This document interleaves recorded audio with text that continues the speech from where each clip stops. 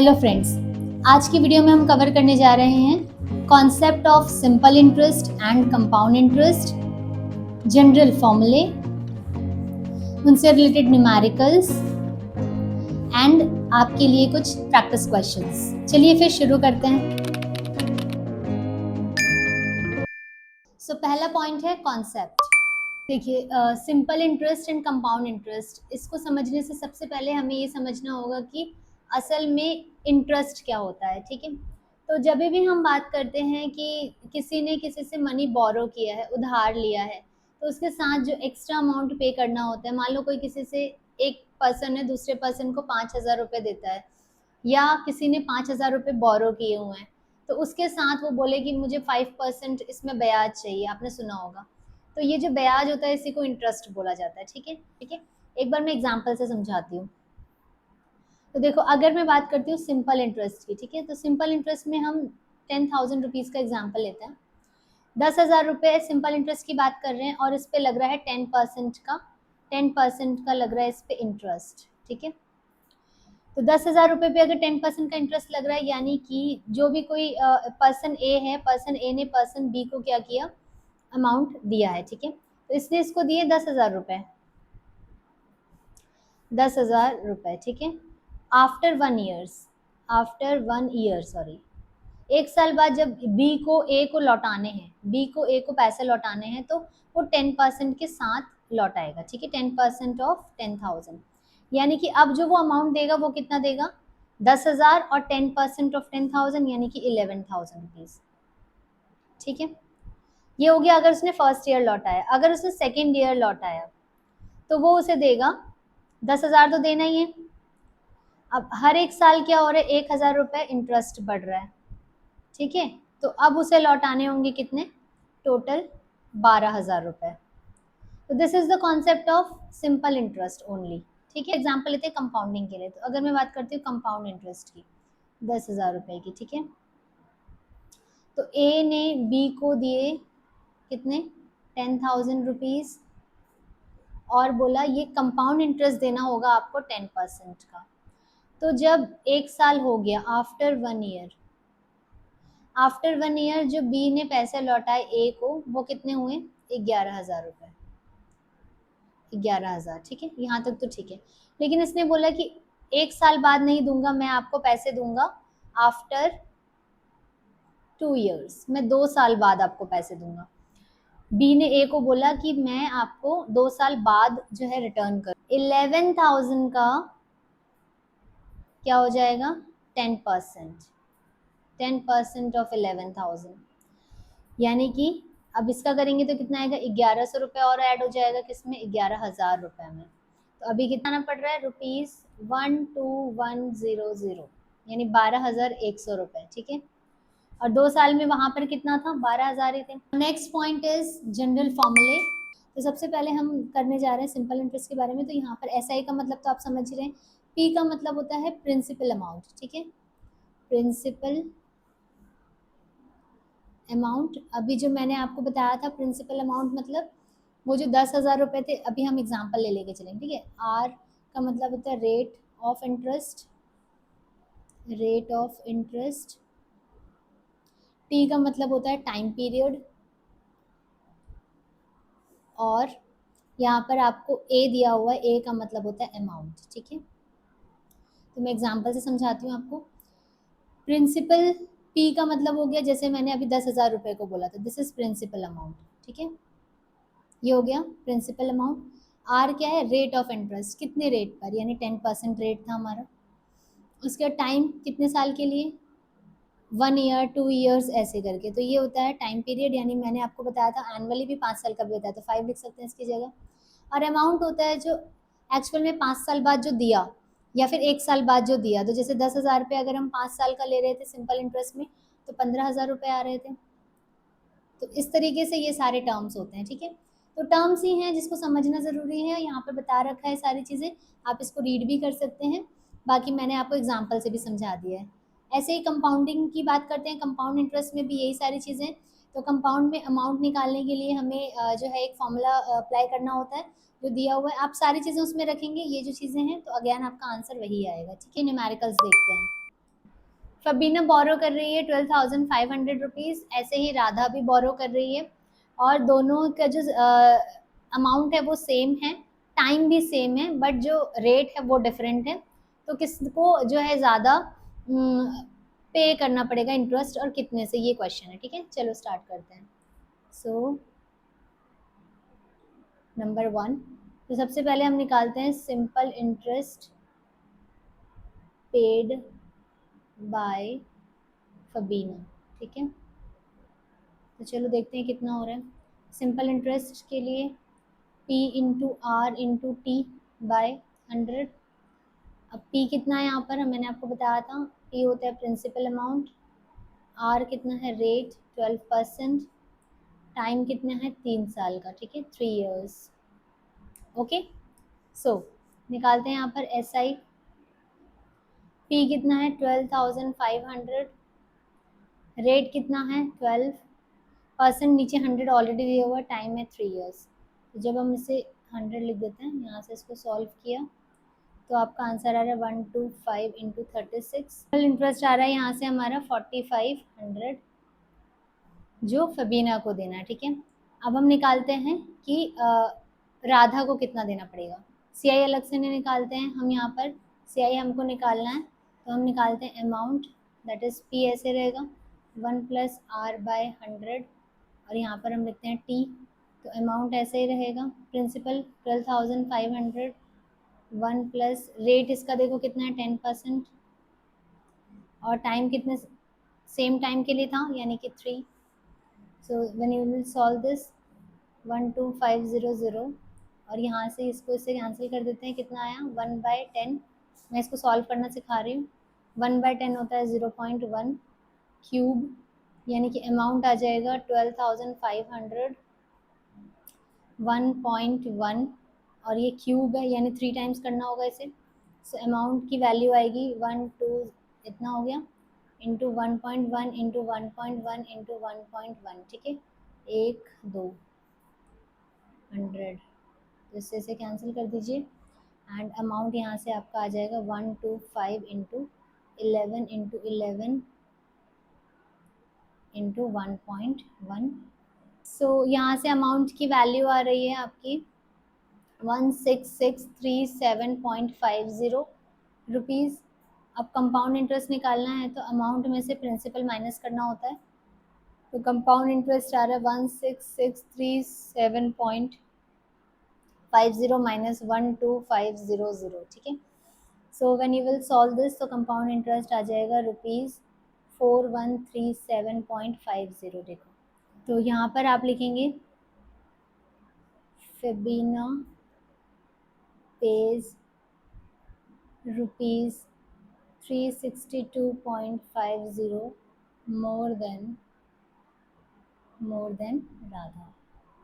ठीक है, ये हो गया हमारा क्वेश्चन कंप्लीट। थोड़ा सा बड़ा क्वेश्चन होता है इस टॉपिक में, उसको समझना होता है। सबसे पहले हम प्रिंसिपल अमाउंट कितना दिया हुआ है ₹60,000, और रेट कितना दिया हुआ है 12%।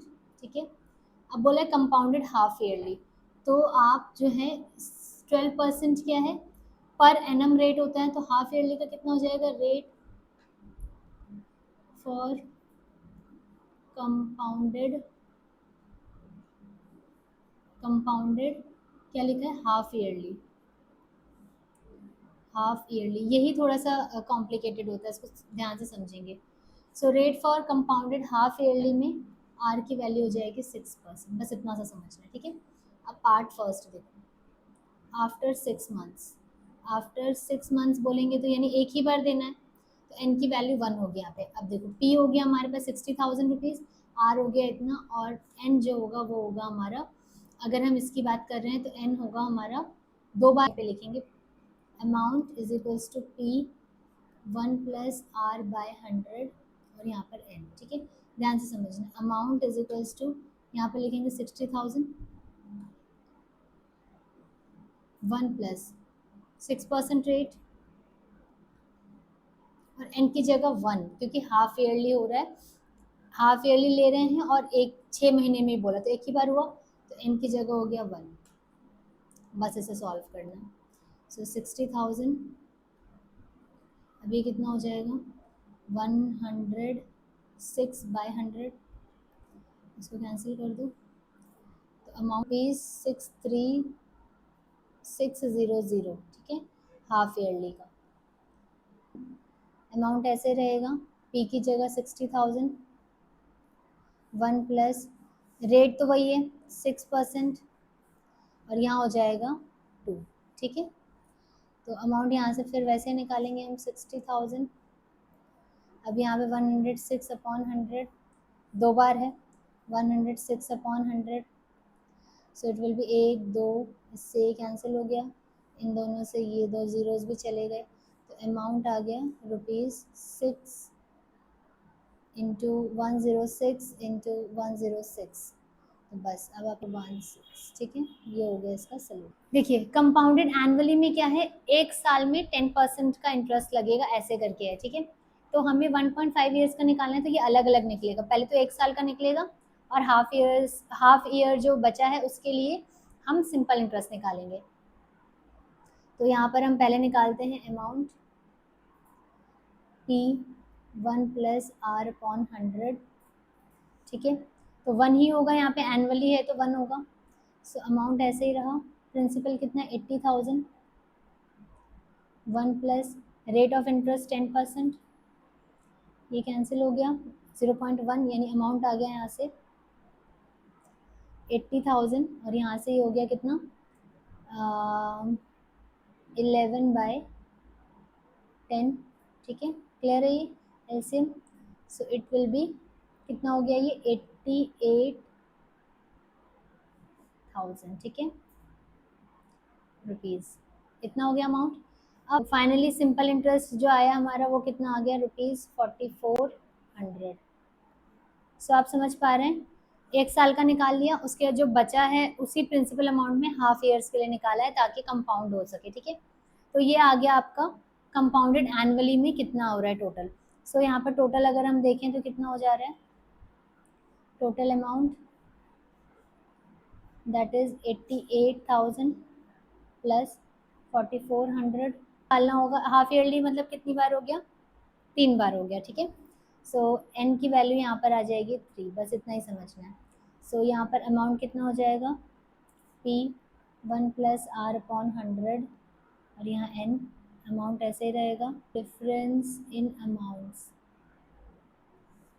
ठीक है। सो ये कितना था 92610 माइनस 92400, तो इसको टोटल 210 रुपये का डिफरेंस आ रहा है इंटरेस्ट पे करने में, ठीक है।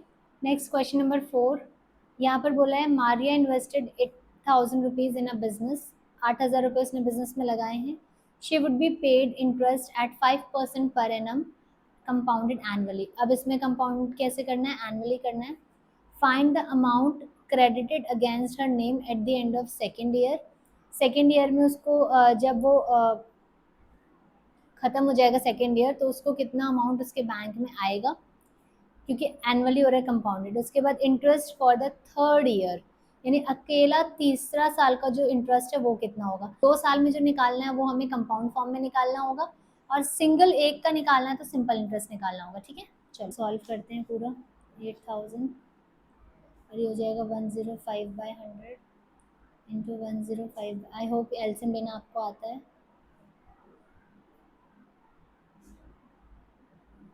ठीक है। सो अमाउंट इसको पूरा सॉल्व करेंगे, 8 इंटू 105 इंटू 105/10 ₹8820, ठीक है। अब पी कितना है, थर्ड ईयर का, यानी कि 2 साल का पहले से आ रहा है तो उसको लेंगे पहले 8820। ये समझ में आ रहा है आपको, हम थर्ड ईयर की बात कर रहे हैं और उसका सब कंपाउंडिंग में चल रहा है, तो जो पहले का अमाउंट था उसी पे ही इंटरेस्ट लगेगा। रेट कितना था 5% का और एक साल की ही बात हो रही है, बस इससे इसे कैंसिल कर दीजिए, 5 से ये 2 टाइम्स हो गया। जब हम इसे पूरा सॉल्व करेंगे तो आंसर आएगा सिंपल इंटरेस्ट 441। समझ रहे हैं, जो मारिया है उसने जो इन्वेस्ट किया था उसका जो अमाउंट उसके बैंक में आएगा वो आएगा 2 साल के बाद 8,000 का 8,820 रुपये आएगा, और उसको जो एक ही साल में इंटरेस्ट हुआ थर्ड ईयर में वो कितने का पड़ा 441 रुपीज़ का। तो जब हम इसका अमाउंट निकालेंगे तो ये और बढ़ जाए। Find the amount and the compound interest on 10,000 rupees for 1.5 years, ठीक है, एट 10% पर एनम। तो अमाउंट भी निकालना है और कंपाउंड इंटरेस्ट भी निकालना है 10,000 रुपये पे 1.5 साल के बाद, और इंटरेस्ट पर एनम लग रहा है 10% का। अब यहाँ पे बोला है कंपाउंडेड हाफ ईयरली, अब वही बात हो गई, 1.5 साल यानी 3 बार होगा।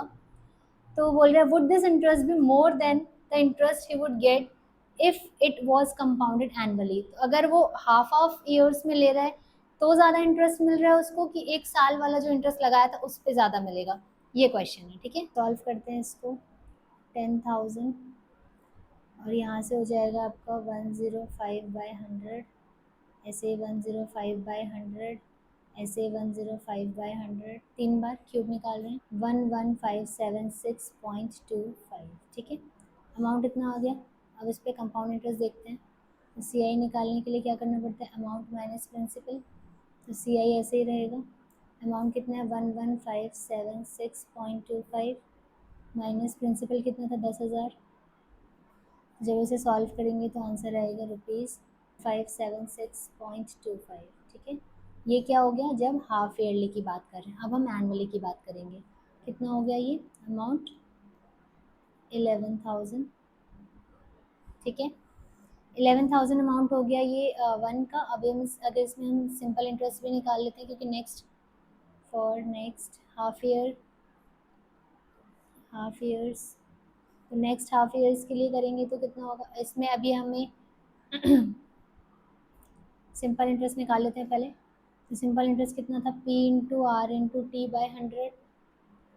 तो सिंपल इंटरेस्ट की वैल्यू कितनी होगी, 11,000 इंटू आर कितने परसेंट का है, 10%, और ये हो जाएगा हाफ, ठीक है। सर 2 से हम कैंसिल कर देते हैं इसको 5, और 5 से इसे कर देते हैं 20, फिर 0 से ये कैंसिल हो गया। सिंपल इंटरेस्ट यहाँ से आ गया ₹550। तो कंपाउंड इंटरेस्ट यहाँ से कितना आया था, 1,000, ठीक है। ₹1,000 प्लस ₹550 यानी कि ₹1550, ठीक है। तो यहाँ पर आप लिखोगे interest would be more if compounded half yearly, ठीक है। और इसमें लिखा है ज़्यादा होगा या कम होगा, तो ज़्यादा होगा, ठीक है। अब यहाँ पर हमें बताना है कितना ज़्यादा होगा। तो 1576.25 माइनस 1550, ठीक है। सो यहाँ पे लिख दिया रुपीज़, कितना आ गया ये, कितने का हो रहा है 26.25। सो आई होप ये टॉपिक आपको समझ में आया है। और अगर आपको कोई भी क्वेश्चन में दिक्कत होती है या कुछ न्यूमेरिकल्स के सॉल्यूशंस नहीं हो पा रहे हैं तो आप मुझसे पूछ सकते हैं, और ज़रूर ट्राई करिएगा, अपने आंसर्स कमेंट में बताइएगा, ठीक है। This is Shweta Sahu, thank you for watching.